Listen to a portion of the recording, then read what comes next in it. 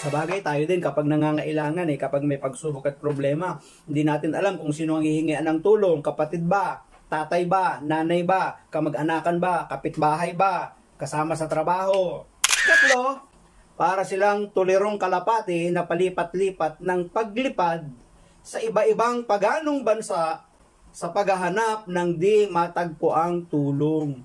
Ang katulad nila daw ay parang kalapati na lipad ng lipad, palipat ng palipat, lipat ng lipat. Hindi alam kung saan mag-i-stay, hindi alam kung saan titira, hindi alam kung saan siya.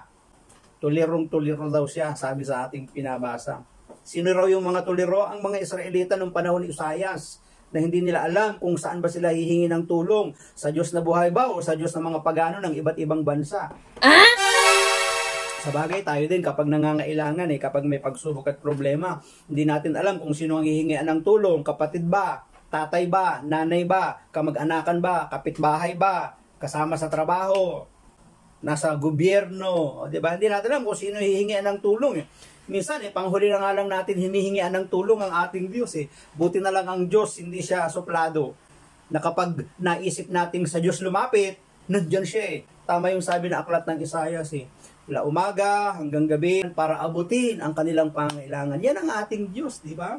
So, ano yung ikatlo? Para daw silang mga tulirong kalapati na palipat-lipat ng paglipad sa iba-ibang paganong bansa sa paghahanap ng di matagpo ang tulong.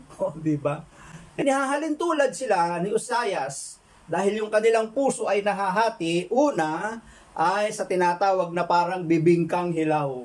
Hindi masarap ang pagkaluto pag ang bibingka ay hilaw. Ikalawa, para silang lalaking tumatanda na hindi napapansin yung kanyang pagtanda kaya nagiging mapagmataas siya. Di namamalayan yung kanyang spiritual na pag-down, pagbaba. Kasi habang siya tumatagal, dapat nga nagiging mahusay, pero habang tumatagal, nawawala ng kalidad, nawawala ng quality. At ikatlo, para silang mga tulirong kalapati na palipat-lipat ng paglipad sa iba-ibang paganong bansa sa paghahanap ng di matagpuang tulong. Thank you all for watching this here video.